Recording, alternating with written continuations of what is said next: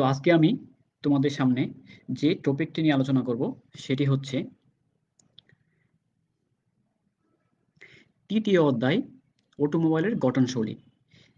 তোমরা ইতিমধ্যেই জেনেছো আমি প্রথম অধ্যায় নিয়ে আলোচনা করেছি এবং আমাদের আরেকজন সম্মানিত টিচার মোহাম্মদ আলামিন উনি তোমাদের সাথে দ্বিতীয় অধ্যায়ের বিভিন্ন বিষয় শেয়ার করেছে। তো আমরা এখন আজকে তৃতীয় অধ্যায় নিয়ে আলোচনা করব। এই তৃতীয় অধ্যায় আছে অটোমোবাইলের গঠনশৈলী। তো আমাকে অনেকে রুল কমান্ড করতেছে, তো আমাকে একটু জানাও যে আমার সাউন্ড এবং লেখাগুলো ঠিকভাবে বোঝা যাচ্ছে কিনা, সেই জিনিসটা একটু জানাও।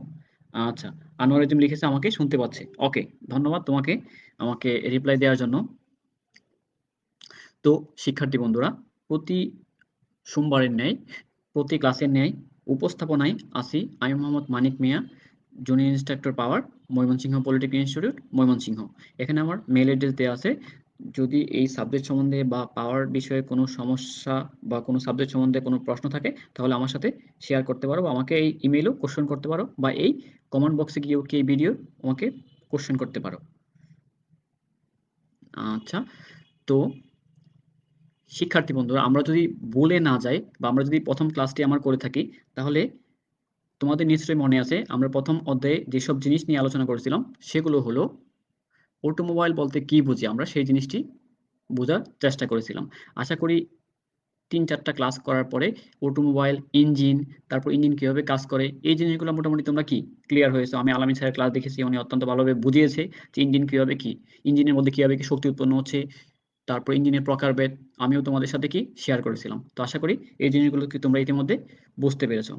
তো আমরা পূর্বে আরো আলোচনা করেছিলাম ইঞ্জিন কাকে বলে, সে বিষয়ে আমরা আলোচনা করেছিলাম। তারপর আমরা আলোচনা করেছিলাম অটোমোবাইলের উন্নয়নের ইতিহাস সম্বন্ধে আলোচনা করেছিলাম।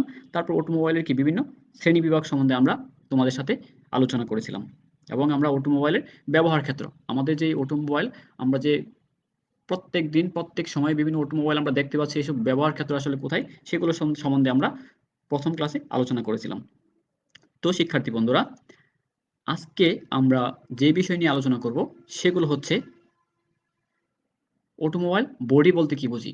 আমরা অটোমোবাইল কি বা অটোমোবাইল কোনটা আমরা কি সবাই এখন জেনে গেছি, বুঝতে পেরেছি। তো অটোমোবাইল বডি কি সেই জিনিসটি আমরা আজকে আলোচনা করব। তারপর আমরা আলোচনা করব চেসিস কি, তারপর আমরা জানবো সাসপেনশন পদ্ধতি কি। এখন আমরা বেসিক জিনিস থেকে একটু একটু কি গভীরে যাচ্ছি। আমরা প্রথম কি অটোমোবাইল আলোচনা করছি, তারপর আমরা কি অটোমোবাইল কিভাবে চলে একটা ইঞ্জিন দ্বারা, সেই ইঞ্জিন সম্বন্ধে আমরা জেনেছি। তারপর এই ইঞ্জিনের ভিতরে কিভাবে কাজ সম্পন্ন হয় সেই জিনিসও কি আলামিন স্যার তোমাদের বর্ণনা করে দেখিয়ে দিয়েছে। তারপর আজকে আমি তোমাদের সামনে যে বিষয়গুলো নিয়ে আলোচনা করব, একটি অটোমোবাইলে যে বিভিন্ন সিস্টেম থাকে, যে বিভিন্ন কি যন্ত্রাংশ থাকে সেগুলো সম্বন্ধে কি আমরা আলোচনা করার চেষ্টা করব। তার মধ্যে অন্যতম হচ্ছে কি চেসিস, তারপর সাসপেনশন পদ্ধতি, তারপর হচ্ছে কি ক্লাচ।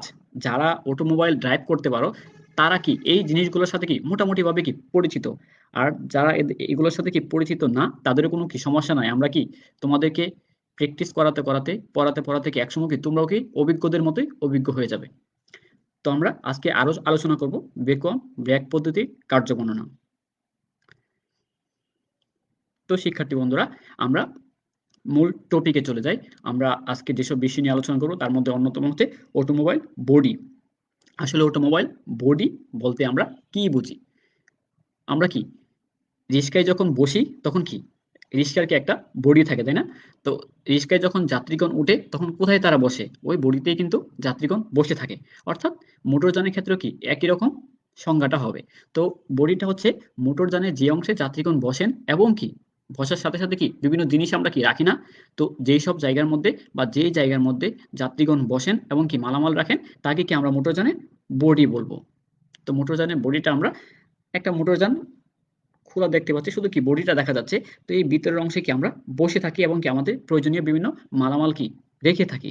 তো এটাই হচ্ছে কি একটা মোটরযানের বডি।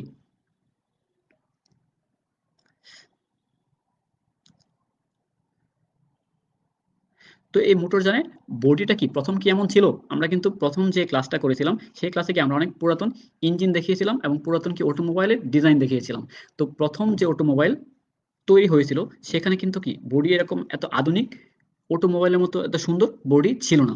তো তাদের বডিটা ছিল কি অনেক পুরাতন, খুব সিম্পলি একটা বডি তারা তৈরি করেছিল। তো মোটরযান তৈরির প্রথমাংশে শুধুমাত্র কি যান পরিচালনা পদ্ধতি এবং কি এর চালিকা শক্তি নিয়ে কি গবেষণা করা হয়। প্রথম মানুষ কি চিন্তা করে? প্রথম মানুষ চিন্তা করে এই জিনিসটা কিভাবে কি তৈরি করা যায়। তারপর মডিফাই এর ব্যাপারটা কি আস্তে, আস্তে কি পরে আসবে, তাই না?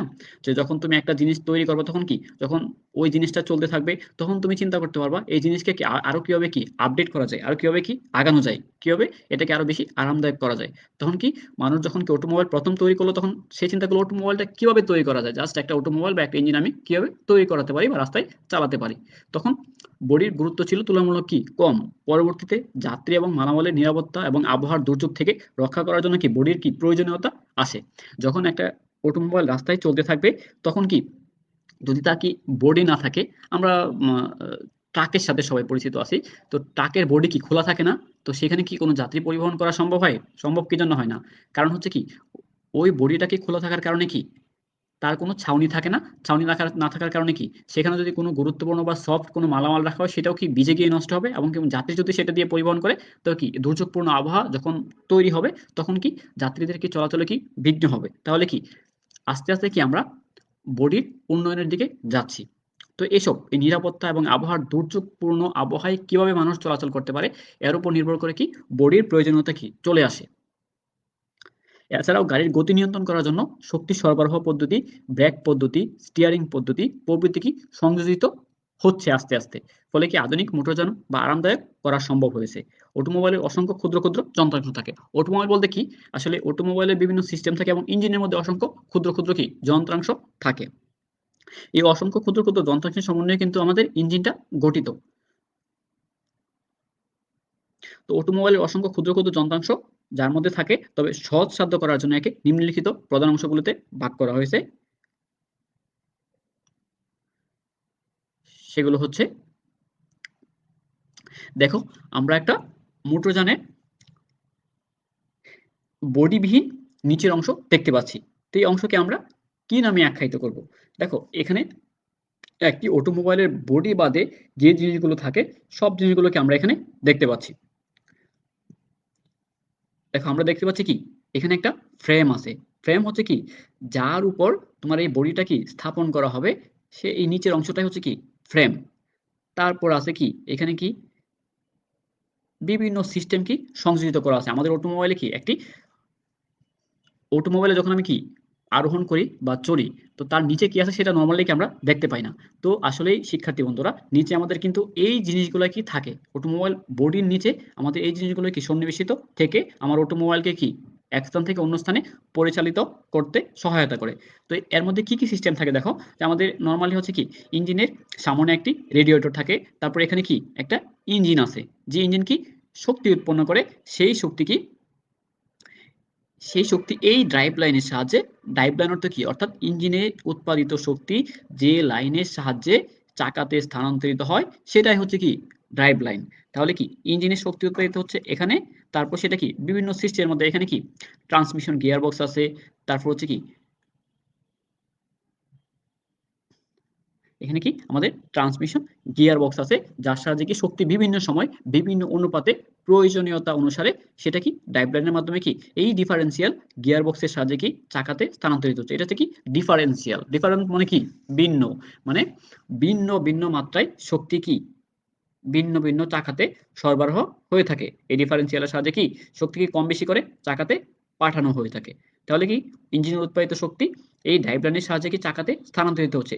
আর চাকা যখন ঘুরতেছে এই চাকার উপরে যা কিছু আছে চেসিস আছে, চেসিসের উপর যে বডি থাকে তাহলে কি এই বডিটাও কি সামনের দিকে যেতে থাকবে। এভাবেই কি একটা অটোমোবাইল কি পরিচালিত হয়ে থাকে।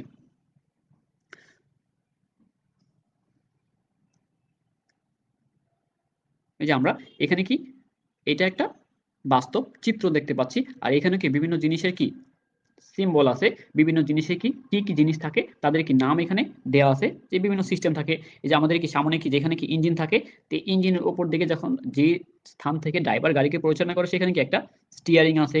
তারপর হচ্ছে কি এই ড্রাইভ লাইনের মধ্যে কি স্লিপ জয়েন্ট আছে। তারপর হচ্ছে কি একেবারে নিচের অংশে কি ফ্রেম আছে। তারপর হচ্ছে কি এই আমাদের এখানে কি যদি ৪ চাকার গাড়ি হয় তাহলে কি ৪ টা চাকা থাকবে। তার চেয়ে কি অধিক চাকার গাড়িও হতে পারে, থাকতে পারে। তাহলে কি এই সামনের দুইটা চাকাকে আমরা কি বলবো? Front wheel. ফ্রন্ট অর্থ সামনে আর হুইল অর্থ কি? চাকা, মানে সামনের দুইটা চাকা। আর এই পিছনের চাকাগুলোকে আমরা কি বলবো? পিছনের চাকাগুলোকে আমরা কি বলবো? Rare wheel. পিছনের চাকাগুলোকে আমরা কি বলবো? রেয়ার হুইল বলবো।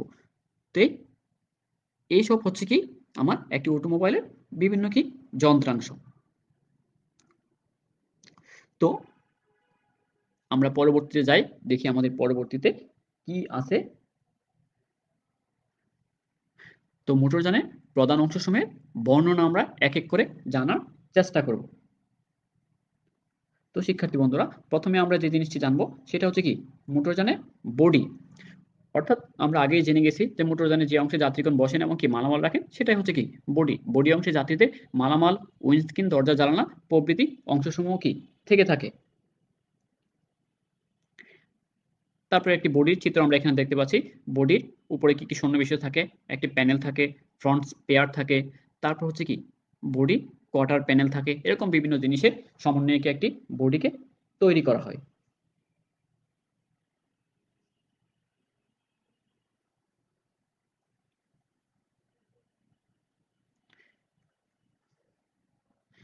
তো এটা ছিল কি আমাদের মোটরযানের বডি। তো এই বডির পরে আমাদের কি জিনিস থাকে বা বডির মধ্যে আর কি কি জিনিস সন্নিবেশিত থাকে সেটি আমরা দেখব। আমরা বলছি কি বডির মধ্যে কি উইন্ড স্ক্রিন থাকে। উইন্ড অর্থ কি?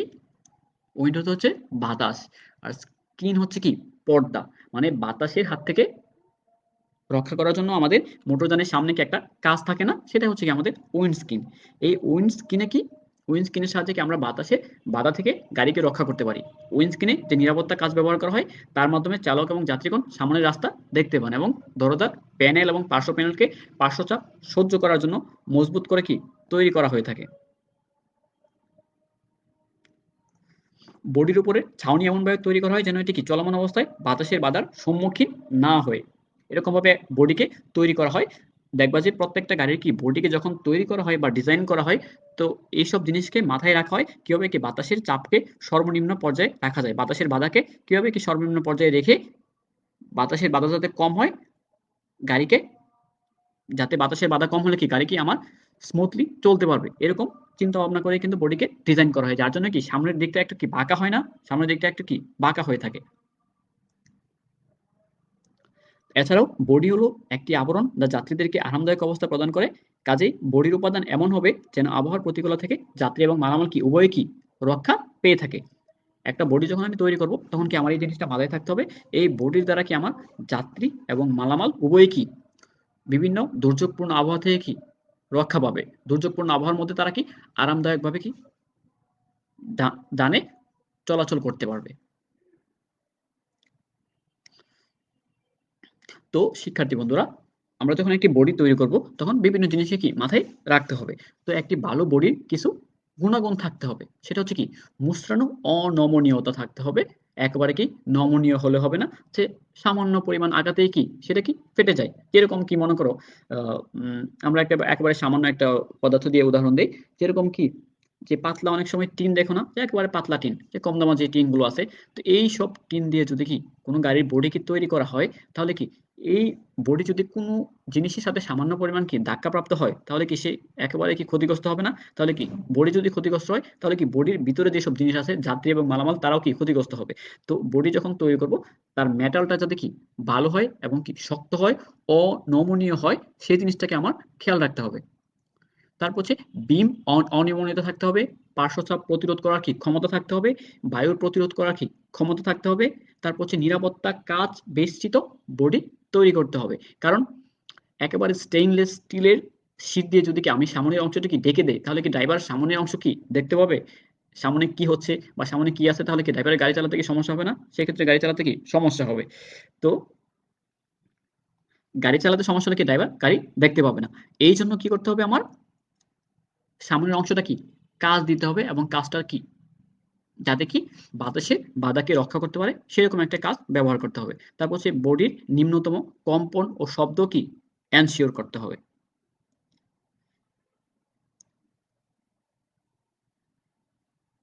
তারপর হচ্ছে আমরা যে জিনিসটা নিয়ে এখন আলোচনা করব, একটি মোটরযানের বিভিন্ন অংশের মধ্যে একটি হচ্ছে কি মোটরযানের বডি, তারপর হচ্ছে কি ফ্রেম। ফ্রেম অর্থ কি?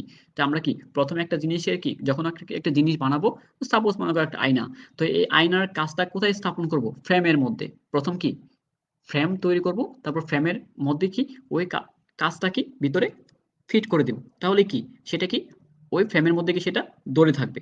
তাহলে কি মোটরযানের ইঞ্জিন, সাসপেনশন পদ্ধতি, যন্ত্রাংশ। সাসপেনশন পদ্ধতি কি? ইঞ্জিন আমরা জানি ইঞ্জিন কি জিনিস, ইঞ্জিন কিভাবে শক্তি উৎপন্ন করে আমরা আলোচনা করেছি।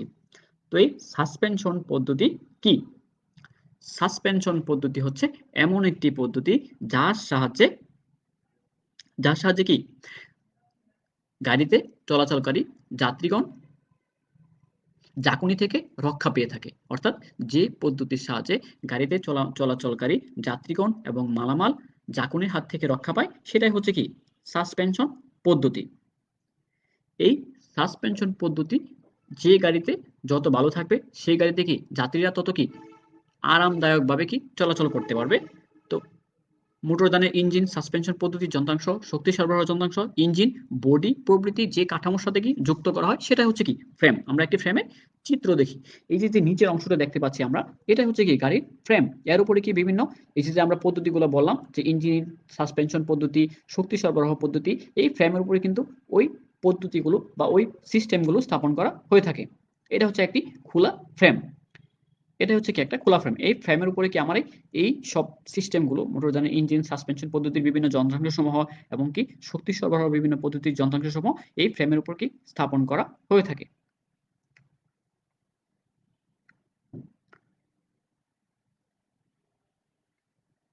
তারপর আমরা যে বিষয়টি নিয়ে আলোচনা করব সেটি হচ্ছে কি চেসিস।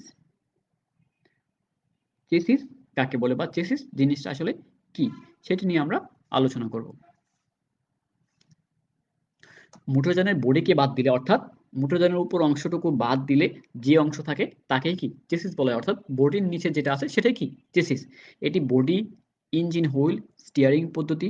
ইঞ্জিন হুইল তো আমরা চিনি নাকি, ইঞ্জিনের চাকা। তারপর স্টিয়ারিং পদ্ধতি হচ্ছে কি যার সাহায্যে যানকে কি ড্রাইভার ডানে বা বামে মোড় নেওয়াতে পারে। অর্থাৎ কি ড্রাইভার কি সামনে থেকে যে জিনিসটাকে ঘুরায় সেটাই হচ্ছে কি স্টিয়ারিং। এই স্টিয়ারিং পদ্ধতি, তারপর হচ্ছে মোটরযানের বডি, তারপর হচ্ছে মোটরযানের হুইল, তারপর হচ্ছে ব্রেক পদ্ধতি প্রভৃতি বিভিন্ন যন্ত্রাংশসমূহ কি এই চেসিসের মধ্যেই স্থাপন করা থাকে। অর্থাৎ কি এই চেসিস এই বিভিন্ন সিস্টেমগুলোকে কি ধারণ করে রাখে। মোটরযানের যাবতীয় লোড বহন করতে হয় বলে একে কি যথেষ্ট মজবুত হয়। যে আমাদের যে হুইল আছে এর অবশ্যই কি বিশাল একটা লোড আছে। তারপর স্টিয়ারিং পদ্ধতি কি এটাও একটা মেকানিক্যাল যন্ত্র দ্বারা তৈরি, তাহলে তারও একটা কি লোড বা ওজন আছে। ব্রেক পদ্ধতি এখানেও কি তার একটা লোড আছে। এই সমস্ত লোড কি এই চেসিসকে বহন করতে হয় বলে চেসিসকে কি যথেষ্ট মজবুত করে তৈরি করতে হয়। এটা হচ্ছে কি আমাদের চেসিস। এই চেসিসের উপরে কি আমাদের বডি তৈরি হবে, তারপর এই হুইল থাকবে, তারপর হচ্ছে কি স্টিয়ারিং পদ্ধতি থাকবে। এরকম বিভিন্ন পদ্ধতিকে আমি এই চেসিসের উপরে কি স্থাপন করে থাকবো। এটা হচ্ছে কি একটা আমাদের স্বাভাবিক একটা চেসিস দেখানো হচ্ছে। এই চেসিসের উপরে আমার শক্তি সরবরাহ পদ্ধতি থেকে আরম্ভ করে বিভিন্ন পদ্ধতি সমূহ কি আমাদের স্থাপন করা থাকবে। শিক্ষার্থী বন্ধুরা, আমরা আসলে এই ক্লাসটি এই ল্যাপটপে এরকম ভাবে স্লাইডের মাধ্যমে নেওয়ার অর্থ হচ্ছে যে এইসব চিত্র যদি আমি আঁকতে যাই ক্লাসের মধ্যে তাহলে কি অনেকটা সময় কি লেগে যাবে। তো সেই ক্ষেত্রে কি তোমাদের কি অন্যান্য মানে খুব কম জিনিস তোমাদের সাথে আলোচনা করা যাবে, যেহেতু আমাদের একটা লিমিটেড টাইম এখানে দেয়া আছে। সর্বোচ্চ 50 মিনিট টাইম আমরা এখানে কি এক্সপ্লেন করতে পারবো। তাহলে কি এই 50 মিনিট টাইমের মধ্যে কি এরকম 2টা চিত্র আঁকতেই কি অনেক সময় লস হয়ে যাবে। তো সেই জন্যই আমি চিন্তা করেছি যে আপাতত আমরা এই স্লাইডের মাধ্যমে পাওয়ার পয়েন্টের সাহায্যে জিনিসগুলো নিয়ে আলোচনা করি। তারপর আমরা যখন ক্লাস করব তখন কি বাস্তবে জিনিসগুলোর সাথে যখন পরিচিত হব তখন জিনিসগুলো খুব কি ইজি হয়ে যাবে। তো অনেকেই আমাকে কমেন্ট করতেছে যে আসলে তোমরা আমাদের এখানে কি প্রায় 200 ছাত্র থাকার কথা। প্রথম শিফটে 100, তারপর দ্বিতীয় শিফটে কি 100, প্রায় 200 ছাত্র থাকার কথা। তো আমরা দেখছি যে মানে খুব বেশি ছাত্র কি প্রেজেন্ট নেই। তো যারা প্রেজেন্ট আছো তারা কি তাদের রুলটা প্রত্যেকেই তোমাদের একটা নিজস্ব রুল আছে। তারপর প্রথম শিফট যদি হয় তাহলে কি প্রথম শিফট, এবং দ্বিতীয় শিফট হলে কি দ্বিতীয় শিফট। আর পর্ব তো তোমরা কি সবাই প্রথম পর্ব। তাহলে তোমাদের রুল, পর্ব এবং শিফটটা কি কমেন্টে লিখে রাখো। তাহলে কি আমি জিনিসগুলো কি দেখতে পারবো কে কে আমাকে দেখতেছে। তো তাদের সাথে যখন কি ক্লাসে দেখা হবে তখন কি তাদেরকে আমরা প্রশ্ন করতে পারবো যে আসলে অনলাইন ক্লাসগুলো কেমন ছিল, কি আসলে সীমাবদ্ধতা ছিল, এই জিনিসগুলো নিয়ে কি আমরা তোমাদের সাথে আলোচনা করতে পারবো। তো যারা এখন আমাকে দেখতে পাচ্ছ তারা কি তোমাদের নিজেদের রোল এবং পর্ব এবং শিফটটা কমেন্টে লিখে রাখো।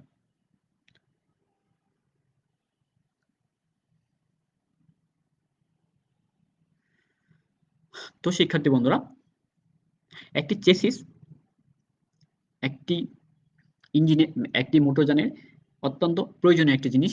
এটি ইঞ্জিন শক্তি সরবরাহের ভিত্তি হিসেবে কাজ করে। এর সাথে কি সাসপেনশন পদ্ধতি যুক্ত থাকে। আমরা আগে বলেছি যে এই চেসিসের সাথে কি মানে মোটরযানের বডি বাদ দিলে নিচে যা থাকে সব কি চেসিস। তো এই চেসিসের সাথে বিভিন্ন যন্ত্রাংশ বিভিন্ন ধরনের সিস্টেমকে সংযুক্ত থাকে সাসপেনশন পদ্ধতিতে। তার মধ্যে অন্যতম এটি কি ইঞ্জিন এবং শক্তি সরবরাহের যে পদ্ধতি, আমরা কি ড্রাইভ লাইন বলছি না, মানে যে লাইনের সাহায্যে কি ইঞ্জিন থেকে উৎপাদিত শক্তি কি চাকাতে স্থানান্তরিত হয় সেটা কি ড্রাইভ লাইন। তো এই ড্রাইভ লাইনটা কি পুরোটাই কি চেসিসের মধ্যে স্থাপন করা থাকে। তাহলে কি চেসিসকে অবশ্যই কি যথেষ্ট কি মজবুত হতে হবে।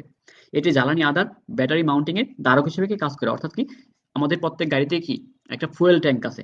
তো এই ফুয়েল ট্যাঙ্কে কি থাকে, ফুয়েল থাকে।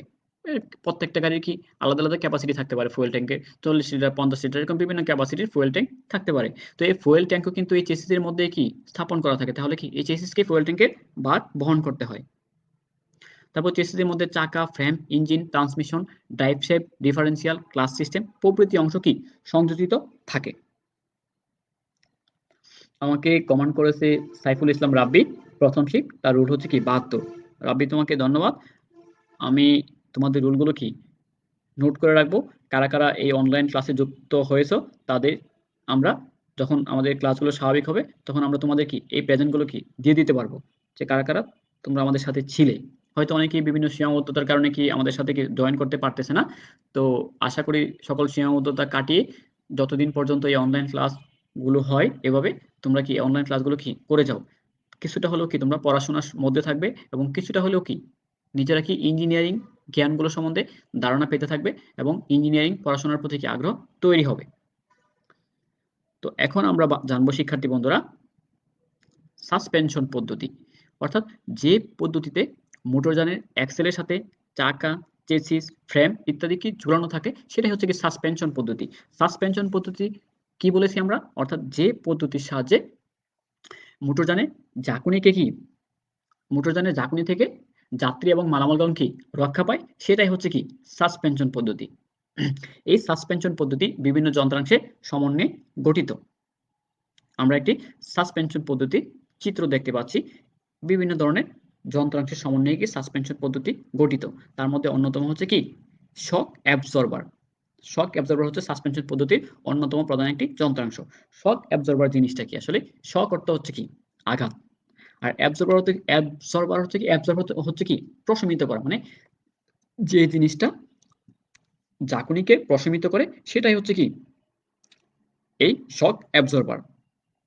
এই শক অ্যাবজর্বার কি বিভিন্ন ধরনের হয়ে থাকে, যেমন কি হাইড্রোলিক শক অ্যাবজর্বার আছে। এই হাইড্রোলিক শক অ্যাবজর্বার মধ্যে কি বিভিন্ন প্রকারভেদ আছে। তো আমরা ক্লাসে যখন আলোচনা করব তখন কি আমরা প্রকারভেদগুলো সম্বন্ধে কি বিস্তারিত আলোচনা করব। আমরা এখন কি সাসপেনশন পদ্ধতি কি বা কি কি যন্ত্রাংশের সমন্বয়ে গঠিত সেই জিনিসগুলো নিয়ে আমরা আলোচনা করব। তাহলে কি সাসপেনশন পদ্ধতিকে আমরা সবাই এখন বুঝতে পেরেছি, মানে যেই পদ্ধতির সাহায্যে মোটরযানের যাত্রী এবং মালামাল ঝাঁকুনি এবং আঘাত থেকে রক্ষা পায় সেটাই হচ্ছে কি সাসপেনশন পদ্ধতি। এই সাসপেনশন পদ্ধতির মধ্যে অন্যতম প্রধান যন্ত্রাংশ হচ্ছে এরকম একটা কি শক অ্যাবজর্বার। যখন কি ঝাঁকুনি প্রাপ্ত হবে কোনো মোটরযান তখন কি হবে, এই যে শক অ্যাবজর্বারটা আছে এটা কি নিচের দিকে নামবে। যখন তার উপর কিন্তু কোনো লোড আরোপিত হবে, এদিক দিয়ে কোনো কি লোড আরোপিত হবে তখন সেটা কি নিচের দিকে নামবে। সেটা কি নিচের দিকে নামবে কি ইচ্ছা মতো নামবে না, আস্তে আস্তে নামার কারণে কি যাত্রীগণ কি ঝাঁকুনিটা কি কিছুটা কম অনুভব করবে। এভাবে কি একটি শক অ্যাবজর্বারের সাহায্যে কি যাত্রীদের এবং মালামালের কি ঝাঁকুনি প্রশমিত হয়। তারপর এখানে কি কয়েল স্প্রিং আছে। এই স্প্রিং নরমাল স্প্রিং এর বৈশিষ্ট্য কি আসলে, স্প্রিং হচ্ছে কি একটি স্থিতিস্থাপক বস্তু। স্থিতিস্থাপক বস্তু কি মানে কোনো বস্তুর উপর যখন তুমি কোনো আঘাত করবা বল প্রয়োগ করবা তখন সেটা কি সংকুচিত হবে, আবার যখন কি বল প্রয়োগ তুমি সরিয়ে নিবে তখন কি সেটাকে আবার পূর্বের জায়গায় অর্থাৎ কি প্রসারিত হবে। তো এই কয়েল স্প্রিং থাকার কারণে এর উপর যখন কি কোনো লোড পড়ে, মানে যখন কোনো উঁচু বা নিচু জায়গায় যখন কি মোটরযান চলাচল করে যখন কি তার উপর কোনো লোড আরোপিত হয় তখন সে আস্তে আস্তে কি সংকুচিত হতে থাকে। তো সংকুচিত হওয়ার কারণে কি বডি এবং কি যাত্রীগণ কি আস্তে আস্তে কি সংকুচিত হওয়ার কারণে কি তারা কি যে ঝাঁকুনি রাস্তার মধ্যে হচ্ছে সেই ঝাঁকুনিটা তারা কি বুঝতে পারে না। তো এই কয়েল স্প্রিং শক অ্যাবজর্বার হচ্ছে এই সাসপেনশন পদ্ধতির অন্যতম প্রধান যন্ত্রাংশ। তারপর হচ্ছে বিভিন্ন ধরনের রড থাকে, ট্রান্সফার রড থাকে, তারপর এই স্টার্ট রড থাকে, তারপর হচ্ছে কি ড্রাইভ অ্যাক্সেল থাকে যেটার উপর কি এই সাসপেনশন পদ্ধতির যন্ত্রাংশগুলো কি স্থাপন করা থাকে। তারপর হচ্ছে কি একটি কন্ট্রোল আর্ম থাকে। তো এইসব জিনিসের সমন্বয়ে কি সাসপেনশন পদ্ধতিসমূহ গঠিত।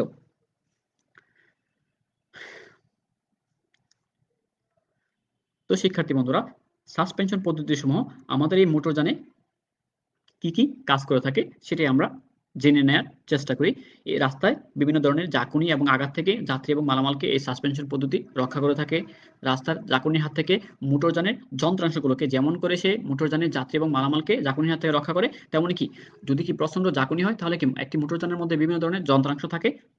এই যন্ত্রাংশগুলো কি যাত্রী এবং মালামালের মতো কি ক্ষতিগ্রস্ত হতে পারে, তাহলে কি সে যাত্রী এবং মালামালের পাশাপাশি কি যন্ত্রাংশসমূহ কি সে ঝাঁকুনি থেকে রক্ষা করতে সহায়তা করে। ঝাঁকুনি প্রশমনের পর এই পদ্ধতি মোটরযানকে কি ধীরে ধীরে কি পূর্বের অবস্থায় ফিরিয়ে নিয়ে যায় এবং অসম রাস্তায় চলার সময় বডিকে কি সম উচ্চতায় রাখতে কি সহায়তা করে এবং পিচিং, রুলিং অথবা কি খাড়া চাপ কমাতে এই সাসপেনশন পদ্ধতি কি সহায়তা করে থাকে।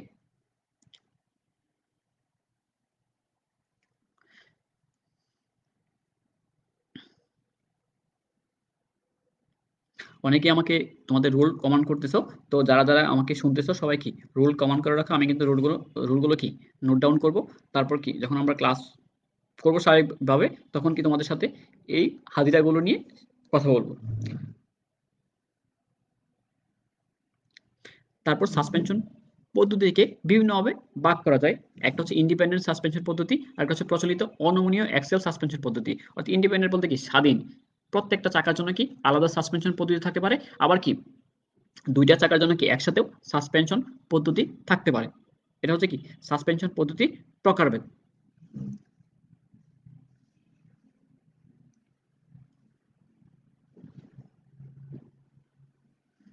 তারপর আমরা যে জিনিসটি জানবো সেটা হচ্ছে কি ড্রাইভ লাইন। মোটরযানের ড্রাইভ লাইন আমরা কি প্রথম যে ইঞ্জিনের চিত্র দেখতে পেয়েছিলাম সেই চিত্রের মধ্যে আমরা ড্রাইভ লাইনকে দেখানোর চেষ্টা করেছি। তো এই ড্রাইভ লাইন আসলে কি কাজ করে সেটা আমরা জানবো। ড্রাইভ লাইন কোনটা আমরা আগেই বলেছি, যে লাইনের সাহায্যে ইঞ্জিনের উৎপাদিত শক্তি মোটরযানের কি চাকাতে স্থানান্তরিত হয় সেটাই হচ্ছে কি ড্রাইভ লাইন।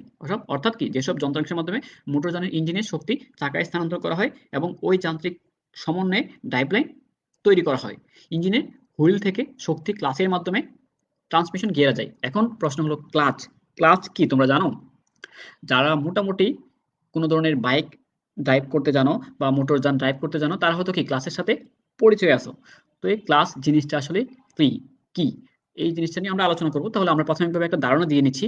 ক্লাস হচ্ছে এমন একটি সিস্টেম যার সাহায্যে প্রয়োজন অনুযায়ী কি শক্তি সরবরাহ চালু রাখা হয়, আবার প্রয়োজন অনুযায়ী কি শক্তি সরবরাহ বন্ধ রাখা হয়। অর্থাৎ কি যখন আমি কি ক্লাস চেপে ধরবো তখন কি হবে, আমার শক্তি সরবরাহ কি বন্ধ হয়ে যাবে। আবার ক্লাস যখন কি ছেড়ে দেবো তখন কি ক্লাস এঙ্গেজ হয়ে গিয়ে আমার শক্তি সরবরাহ কি চালু থাকবে। ইঞ্জিনের হুইল থেকে শক্তি ক্লাসের মাধ্যমে কি ট্রান্সমিশন গিয়ারে যায় এবং কি তথায় গতির সমন্বয়ের পর ইউনিভার্সাল জয়েন্ট স্লিপ জয়েন্টের মাধ্যমে কি প্রপুলার শেফট হয়ে তারপর কি ডিফারেন্সিয়াল গিয়ার বক্সে যায় এবং ডিফারেন্সিয়াল গিয়ার বক্স থেকে পিছনের অ্যাক্সেল প্রবৃত্তি হয়ে কি পিছনের চাকাতে যায়। গাড়ি অসমতল পথে চলা এবং কি মোড় নেওয়ার সময় যেন কি ড্রাইভ লাইন ক্ষতিগ্রস্ত না হয় তার জন্য একটি প্রপুলার শেফটের সঙ্গে ইউনিভার্সাল বলতে কি বুঝি আমরা, ইউনিভার্সাল হচ্ছে কি সার্বজনীন। অর্থাৎ যে ড্রাইভ লাইনটা আছে আমাদের ইঞ্জিন হচ্ছে কি সামনে, আর চাকাগুলো কি সামনে দুইটা চাকা থাকতে পারে, পিছনে দুটো চাকা থাকতে পারে, পিছনে দুইটা চাকাও কি থাকতে পারে। তাহলে কি যদি আমার ইঞ্জিনটা যদি front engine rare wheel drive হয় অর্থাৎ কি সামনে ইঞ্জিন পিছনের চাকাতে যদি কি আমি ইঞ্জিনকে পরিচালিত করি সেই ক্ষেত্রে কি হবে, আমার পিছনের চাকা থেকে শক্তি সরবরাহ করতে হবে। এই পিছনের চাকাতে শক্তি সরবরাহ করার জন্য কি আমার এই ড্রাইভ লাইন ব্যবহার করতে হবে। এই ড্রাইভ লাইনটা কি যত লম্বা হবে তত কি আমার জয়েন্ট ব্যবহার করতে হবে। এরকম একটা জয়েন্ট হচ্ছে এই ইউনিভার্সাল জয়েন্ট। অর্থাৎ কি সে কি সব দিকে ঘুরতে পারে, সে সর্বদিকে ঘুরে কি ইঞ্জিনের শক্তিকে সে ডিফারেন্সিয়ালে সরবরাহ করে। তারপর ডিফারেন্সিয়াল থেকে প্রয়োজন অনুসারে কি বিভিন্ন চাকা থেকে স্থানান্তরিত হয়।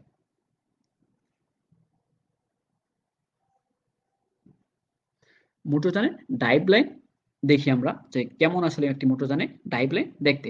তো শিক্ষার্থী বন্ধুরা, এটাই হচ্ছে কি ড্রাইভ লাইন। এটা যদি আমার একটা ইঞ্জিন হয় তাহলে কি ইঞ্জিনের পরে কি থাকবে আমাদের ক্লাস অথবা কি ট্রান্সমিশন গিয়ারবক্স। মানে কি ক্লাসের কাজকে আমরা ইতিপূর্বে কি বলেছি, ক্লাস হচ্ছে কি প্রয়োজন অনুযায়ী সে কি শক্তি সরবরাহ কি চালু রাখে অথবা কি প্রয়োজন অনুযায়ী কি সে শক্তি সরবরাহ কি বন্ধ রাখে। তাহলে কি যখন ইঞ্জিন পরিচালিত হবে বা ইঞ্জিন যখন চলবে তখন তার মধ্যে কি একটা শক্তি কি সবসময় কি তৈরি হতে থাকবে। তো আমরা যদি একটা জিনিস চিন্তা করি, যখন কোনো গাড়িতে আমি উঠতেছি তখন এই গাড়িকে কি বিভিন্ন সময় বিভিন্ন প্রয়োজনে কি ড্রাইভার থামিয়ে থাকে। যেরকম কি প্রত্যেকটা স্টেশন থেকে লোকাল বাসগুলো কি যাত্রী তোলে। তো সেই ক্ষেত্রে যখন কোথাও গাড়ি কি থামায় তখন কি আমরা কি দেখি যে গাড়ির ইঞ্জিন কি একেবারে কি বন্ধ করে? আমরা যদি খেয়াল করি এখন থেকে তো আমরা দেখতে পাবো যে যখন কি ড্রাইভার কোনো স্টেশনে গাড়ি থামায় তখন সে কিন্তু ইঞ্জিনটা বন্ধ করে না, কিন্তু গাড়ি থেমে থাকে, তাই না? তো শিক্ষার্থী বন্ধুরা, তো এখন কথা হচ্ছে ইঞ্জিন থেকে আমার শক্তি চাকাতে স্থানান্তরিত হয়। তাহলে ইঞ্জিন যদি চলে তাহলে কি শক্তি আলটিমেটলি কি চাকাতে স্থানান্তরিত হওয়ার কথা। তাহলে কি গাড়ি কেমনে থামানো হয়? গাড়িকে থামানোর জন্য কি বিভিন্ন পদ্ধতি আছে। তার মধ্যে অন্যতম একটি পদ্ধতি হচ্ছে ব্রেক পদ্ধতি। ব্রেক করে তুমি গাড়িকে একটি নির্দিষ্ট দূরত্বে থামাতে পারো। এছাড়াও কি যদি তুমি ক্লাসকে ডিসএনগেজ করে রাখো যে এখানে কি আমার যখন কি ইঞ্জিন চলতেছে তার মধ্যে একটি কি শক্তি উৎপন্ন হচ্ছে। এই শক্তি যদি কি ক্লাস হয়ে এই ইউনিভার্সাল ডিফারেনশিয়াল এই ইউনিভার্সাল জয়েন্ট হয়ে সেটা যদি কি ডিফারেনশিয়ালে না যায় তাহলে কি আমার ডিফারেনশিয়ালে কি শক্তি কি স্থানান্তরিত হবে না। তাহলে কি এই ক্লাসকে যদি আমি ডিসএনগেজ করে রাখতে পারি তাহলে কি ইঞ্জিনের উৎপাদিত শক্তি কি এই ডায়াগ্রামের মাধ্যমে কি সরবরাহ হবে না। তাহলে কি এই ক্লাস এই কাজটি করে থাকে, সে কি প্রয়োজন অনুযায়ী কি শক্তি সরবরাহ চালু রাখে অথবা কি প্রয়োজন অনুযায়ী কি সে কি শক্তি সরবরাহ কি বন্ধ রাখে। তাহলে এটি হচ্ছে কি ক্লাসের কাজ। তাহলে কি প্রথম আমার কি থাকে ইঞ্জিন থাকে, তারপর ইঞ্জিনের পিছনে থাকে হচ্ছে কি আমার ক্লাস থাকে, তারপর হচ্ছে ক্লাসের পরে কি একটি জয়েন্ট থাকতে পারে। যেহেতু ড্রাইভ লাইন আমার লম্বা, পিছনের চাকা পর্যন্ত যেতে অনেকটা লম্বা হবে, এই জন্য কি আমি তার সাথে একটা কি জয়েন্ট ব্যবহার করব। আর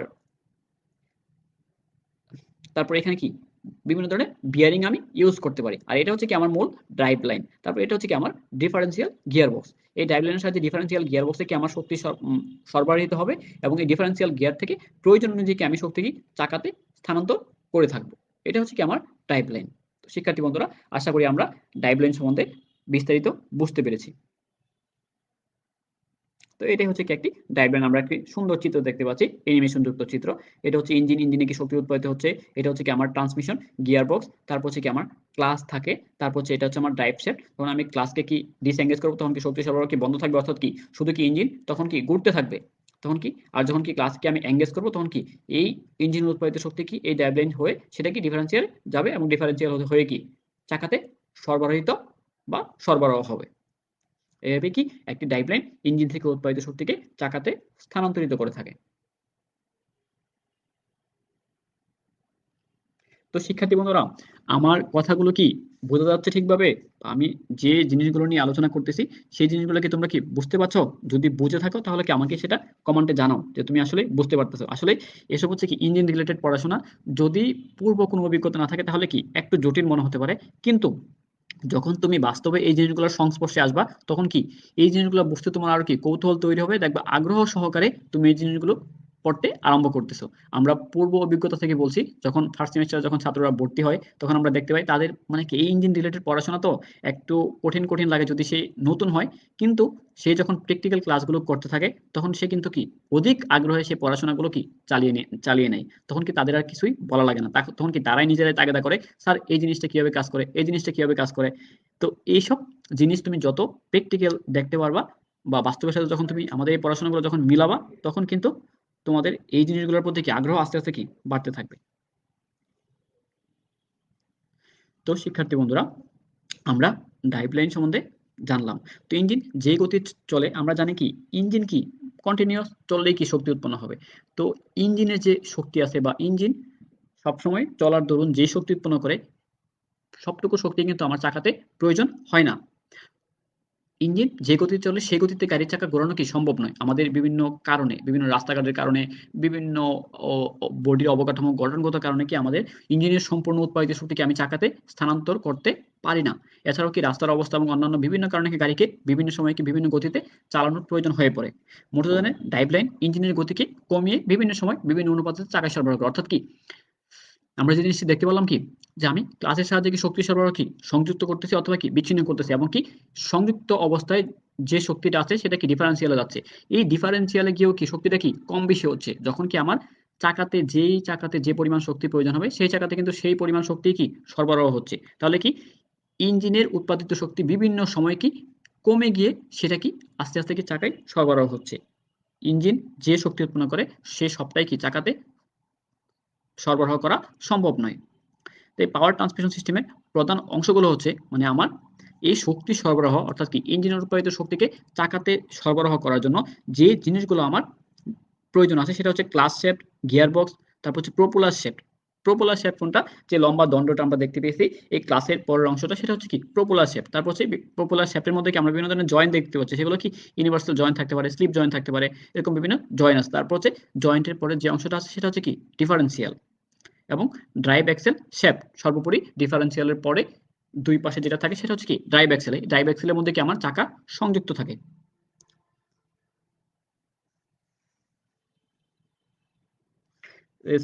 সায়েম বসেই বলতেছে কি বুঝতে পারছিলাম, আগে একটু পড়ছিলাম। তো এরকম মানে আজকে আমরা যে ক্লাসটা করাবো এই ক্লাসটা যদি তুমি কি বাসায় একটু পড়ে আসো তাহলে কি তোমার কিন্তু বুঝতে সুবিধা হবে। তুমি এই জিনিসটা সম্বন্ধে যে পূর্বে একটু ধারণা নিয়ে আসতে পারো, তাহলে তুমি এখানে এসে কি সেই জিনিসটা সম্বন্ধে কি সেই জিনিসটা আমি যখন তোমার সাথে শেয়ার করবো তখন তুমি আমার সাথে মিলাতে পারবা এখন, এবং তোমার মনের মধ্যে কিছু প্রশ্ন কি তৈরি হবে। তো এই প্রশ্নগুলো তুমি কিন্তু আমাকে করতে পারবা। তো যদি কারো কোনো প্রশ্ন থাকে আমাকে প্রশ্ন করতে পারো, আমি তোমাদের কমেন্টগুলো কি কন্টিনিউয়াস দেখতে পাচ্ছি। তো আমি তোমাদের প্রশ্নের উত্তরগুলো দিতে সমর্থ হব। যদি কারো কোনো প্রশ্ন থাকে আমাকে প্রশ্ন করতে পারো, এখন করতে পারো, তারপর পরেও করতে পারো। আমি যদি পরেও দেখি তাহলে কি আমি কমেন্টের উত্তরগুলো কি দিয়ে দিব।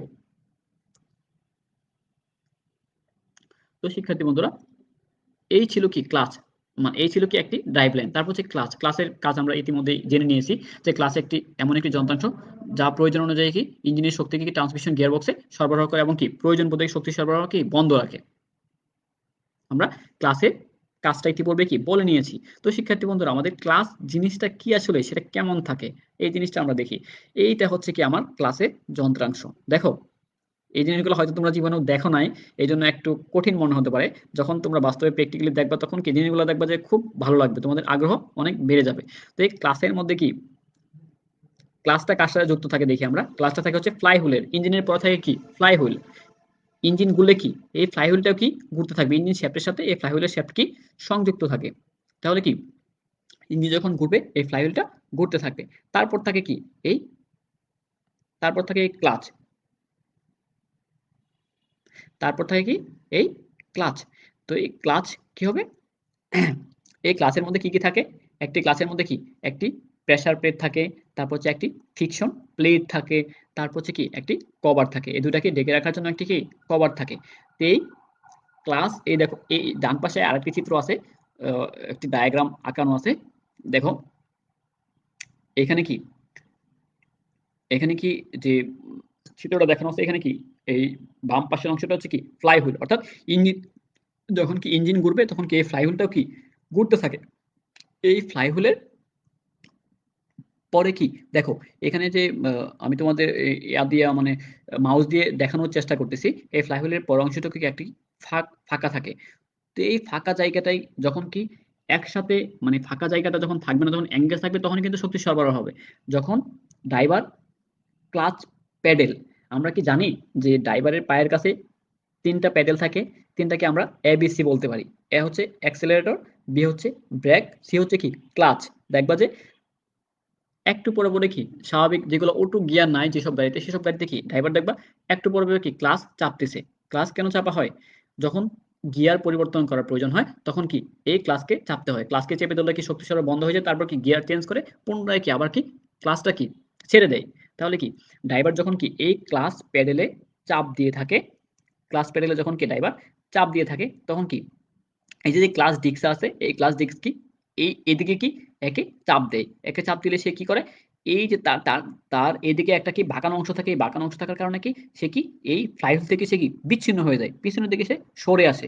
এই পিছনের দিকে সরে আসলে কি সে কি ফ্লাইহুইল থেকে বিচ্ছিন্ন হওয়ার কারণে ফ্লাইহুইল যে স্পিডে ঘুরতেছে আর সে কি ফ্লাইহুইল থেকে বিচ্ছিন্ন হওয়ার কারণে কি সেই স্পিডে সে কি ঘুরতে পারে না, মানে তার স্পিড কি শূন্য হয়ে যায়। অর্থাৎ কি ইঞ্জিনের উৎপাদিত কি ফ্লাইহুইল ইঞ্জিনের উৎপাদিত শক্তি ফ্লাইহুইল হইতে হয়ে কি ক্লাস দ্বারা কি সরবরাহ হতে পারতেছে না। আবার যখন কি ক্লাসকে ছেড়ে দেওয়া হয় তখন কি এই ক্লাস যে প্লেটটা আছে ক্লাস প্লেটটা কি সরাসরি কি ফ্লাইহুলের সাথে কি যুক্ত হয়ে থাকে। তখন যখন কি ফ্লাইহুলের সাথে এই ক্লাস প্লেটটা যুক্ত হয়ে থাকবে তখন কি ফ্লাইহুল যে গতিতে ঘুরবে এই ক্লাস প্লেটও কি সেম গতিতে ঘুরে কি ডাইভ লাইনের সাহায্যে কি শক্তি কি চাকাতে স্থানান্তর করতে সমর্থ হবে। এটাই হচ্ছে কি ক্লাসের কাজ। তো শিক্ষার্থী বন্ধুরা আমাদের ক্লাস প্রায় শেষ পর্যায়ে, আর মাত্র 5 মিনিট বাকি আছে। তো তোমাদের কোনো প্রশ্ন থাকলে আমাকে প্রশ্ন করতে পারো, নাহলে কি আমি সামনের দিকে এগিয়ে যাই। তো ক্লাস মূলত যে কাজগুলো করে ক্লাসের কার্যকরী অংশ ফ্রিকশন ডিস্ক, যেটা আমরা বললাম প্রেসার প্লেট ফ্লাইহুলের সাথে দৃঢ়ভাবে লেগে থাকে এবং ফ্লাইহুলের গুণনে ক্লাস প্লেট সহ ফ্রিকশন ডিস্ক ঘুরতে থাকে, ফলে কি ফ্লাইহুলের তথা ইঞ্জিনের শক্তি ট্রান্সমিশনে সরবরাহ হয়ে থাকে। এই কথাগুলো আমরা ইতিপূর্বে কি বলে নিয়েছি, তো এগুলো আমরা আর নতুন করে বলতেছি না।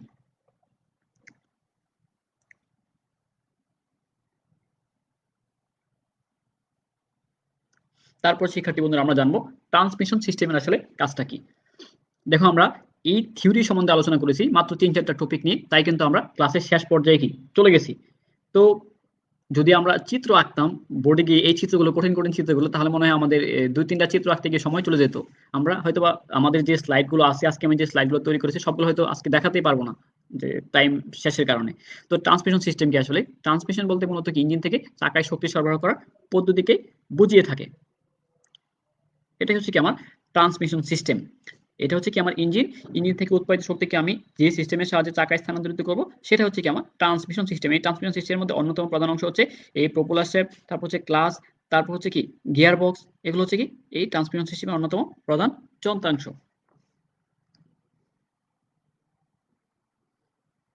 এই যে শিক্ষার্থী বন্ধুরা, আমরা অনেকেই গাড়িতে যখন উঠি দেখে থাকি কি আমার একটা গাড়ি কি বিভিন্ন সময় কি বিভিন্ন গতিতে চলতেছে। তো এই বিভিন্ন সময় যে বিভিন্ন গতিতে চলতেছে এটা কি এমনিতে চলতেছে? কোনো মেকানিজম কি তার মধ্যে নেই? আসলে এমনিতে চলতেছে না। তার মধ্যে কি বিভিন্ন মেকানিজম আছে। তো আমরা সেটাকে কি বলি যে বিভিন্ন গিয়ারে গাড়ি সবসময় চলে থাকে। এরকম কি একটা গাড়িতে কি ৩টা গিয়ার থাকতে পারে, একটা গাড়িতে কি ৫টা গিয়ার থাকতে পারে, একটা গাড়িতে কি ৬টা গিয়ার থাকতে পারে। যেরকম কি ফার্স্ট গিয়ারে কি তোমার ইঞ্জিনের কি ফার্স্ট গিয়ারে কি ইঞ্জিন কি বা গাড়ি কি কম গতিতে চলতে থাকবে। সেকেন্ড গিয়ারে কি তার চেয়ে কি একটু অধিক গতিতে চলতে থাকবে। থার্ড গিয়ারে কি তার চেয়ে কি আরেকটু অধিক গতিতে চলতে পারবে। ফোর্থ গিয়ারে কি গাড়ি কি সর্বোচ্চ গতিতে চলতে থাকবে। যখন কি ফোর্থ গিয়ারে গাড়ি এঙ্গেজ থাকবে তখন কি আমরা দেখবো কি গাড়ি কি সর্বোচ্চ স্পিডে রাস্তায় চলতেছে। তো এরকম ভাবে কি আমি বিভিন্ন সময় কি আমরা কি এই যে দেখো আমরা কি এখানে একটা লিভার দেখতে পাচ্ছি না। এই লিভারের সাহায্যে কি দেখবা যে ড্রাইভার তার বাম পাশে রাখা একটি লিভারকে এরকম কি বারবার কি নাড়াচাড়া করায় না। এটাই হচ্ছে কি এই লিভারটা। এই লিভারের সাহায্যে নাড়াচাড়া করে কি ড্রাইভার কি করে বিভিন্ন সময় কি বিভিন্ন গিয়ার কি পরিবর্তন করে গাড়ির গতিকে কি কম বেশি করে থাকে। তাহলে কি আমরা এখন কি জিনিসটা বুঝতে পারবো না। যখন কি ড্রাইভার এই লিভারটি নাড়াচ্ছে তখন আমরা কি বুঝতে পারবো যে ড্রাইভার কি গাড়ির গতি কি পরিবর্তন করতেছে, তার প্রয়োজন অনুযায়ী কি গতি বাড়াচ্ছে অথবা কি কমাচ্ছে। এটা হচ্ছে এই লিভার। তা আমরা ভিডিও দেখলে জিনিসটা আরো ক্লিয়ার হইতাম। তো এখন যেহেতু সময় নেই, তো ভিডিওর দিকে আমরা আজকে যাচ্ছি না। আমরা ভবিষ্যৎ ক্লাসগুলোতে ভিডিও দেখার চেষ্টা করব।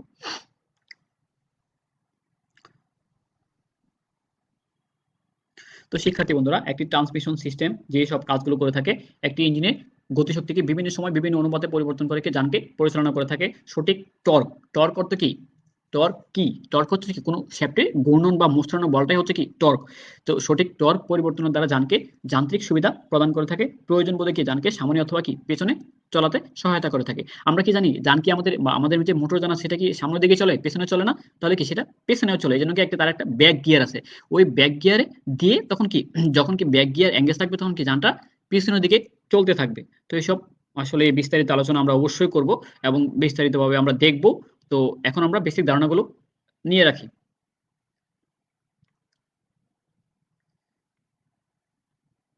তারপর হচ্ছে কি ব্রেক পদ্ধতি। দেখো ব্রেক পদ্ধতির কাজ হচ্ছে কি মোটরযানকে যখন কোনো একটি নির্দিষ্ট দূরত্বে থামানোর প্রয়োজন হয় তখন কি ড্রাইভার ব্রেক চেপে থাকে। তো এই ব্রেক চাপলে কি হয় যান কি থেমে যায়। একটি ব্রেকের বিভিন্ন ধরনের যন্ত্রাংশ আছে, সেগুলোর মধ্যে অন্যতম হচ্ছে ডিস্ক, ড্রাম, তারপর হচ্ছে কি মাস্টার সিলিন্ডার, তারপর হচ্ছে ব্যাক প্যাডেল। হ্যাঁ, এরকম বিভিন্ন যন্ত্রাংশের সমন্বয়ে কি ব্যাক সিস্টেম গঠিত।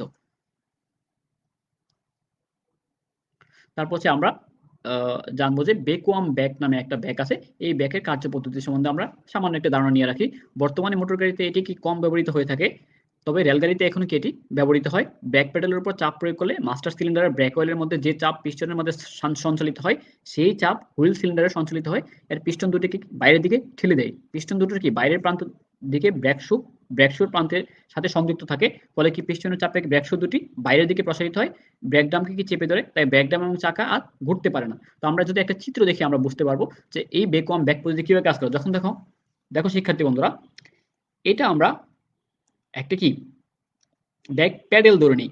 আমরা কি বলেছি যে ড্রাইভারের ডান পাশে তিনটা কি প্যাডেল থাকে, একটা হচ্ছে কি এ বি সি, অর্থাৎ কি অ্যাক্সিলারেটর, তারপর হচ্ছে ব্রেক, তারপর হচ্ছে কি ক্লাচ। যখন এই ব্রেক প্যাডেলে ড্রাইভার কি চাপ প্রয়োগ করে থাকে তখন কি হয়, এই ব্রেক প্যাডেলের ভিতরে যে মেকানিজমগুলো থাকে তার মধ্যে হচ্ছে কি দুইটা মাস্টার সিলিন্ডার পিস্টন থাকে, তার মাস্টার সিলিন্ডার থাকে, মাস্টার সিলিন্ডারের মধ্যে কি পিস্টন থাকে। যখন কি এই ব্রেক প্যাডেলের মধ্যে কি মোটর ড্রাইভার চাপ দিয়ে থাকে তখন কি এই পিস্টনগুলোর পিছনে কি একটি চাপ আরোপিত হয়, সেই চাপে কি পিস্টনগুলো কি সামনের দিকে এগিয়ে যায়। আর এখানে আছে কি এই পিস্টনগুলোর মাঝখানে আছে কি হাইড্রোলিক অয়েল আছে। তো যখন এই পিস্টন হাইড্রোলিক অয়েলকে চাপ প্রয়োগ করে তখন কি হাইড্রোলিক অয়েল কি এই পিস্টনকে চাপ প্রয়োগ করে থাকবে।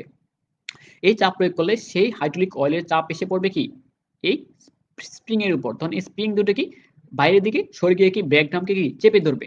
ব্রেক ড্রামকে চেপে ধরে গাড়িকে সে নির্দিষ্ট দূরত্বে কি বা একটি নির্দিষ্ট দূরত্বে সে কি গাড়িকে থামিয়ে দিবে।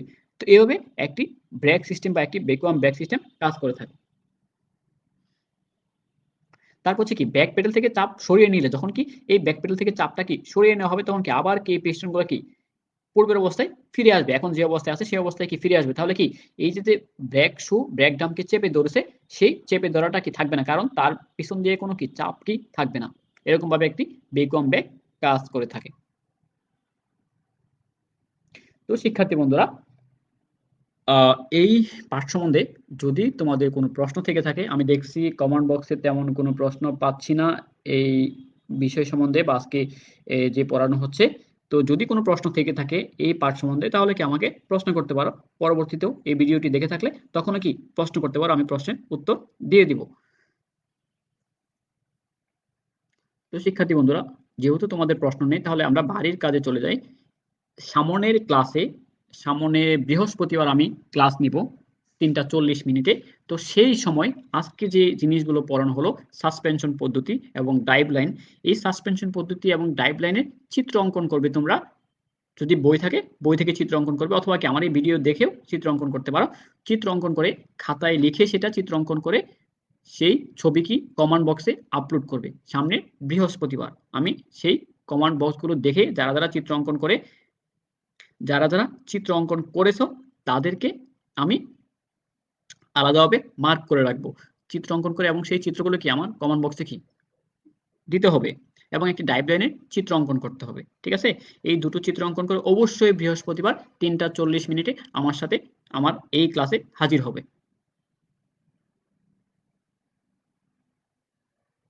একজন বলেছো যে সায়েম বাসি, সে অ্যাক্টিভ বোঝা যাচ্ছে, ব্রেক শু কি, সে প্রশ্ন করেছে আসলে ব্রেক শু কি। এই ব্রেক শু হচ্ছে কি, আমরা যে দেখি কি পিস্টন, তুমি যদি সাইকেল দেখে থাকো দেখবা যে যে দুইটা জিনিস যখন কি এই সাইকেলের কি ব্রেক কষা হয়, চালক যখন কি ব্রেক কষে, যখন কি দুইটা জিনিস দেখবা যে দুইটা চাকার মধ্যে বা একটা চাকার মধ্যে দুই পাশ দিয়ে কি দুইটা জিনিস লাগানো আছে না, রাবার টাইপের, যেগুলো কি তোমার এই ফ্রেমকে চেপে ধরে, সেগুলো হচ্ছে কি ব্রেক শু। এরকম কি ব্রেক শু কি ব্রেক ড্রামকে কি চেপে ধরে থাকে, চেপে ধরে কি সে কি ড্রামের ঘূর্ণনকে সে কি প্রতিহত করে। এটা হচ্ছে কি ব্রেক শু। তাহলে কি পরবর্তী আমি যে ক্লাসটি নিয়ে তোমাদের সামনে হাজির হব সেটি হচ্ছে কি পঞ্চম অধ্যায় নিয়ে আমি বৃহস্পতিবার 3:40 মিনিটে তোমাদের সাথে কি আবার হাজির হব। সেই পর্যন্ত তোমরা কি সুস্থ থাকবে, ভালো থাকবে এবং এই বাড়ির দুইটা কাজ অবশ্যই করে নিয়ে আসবে। আমাকে কমেন্ট বক্সে এই দুইটা কাজ অবশ্যই ছবি তুলে দিয়ে দিবে।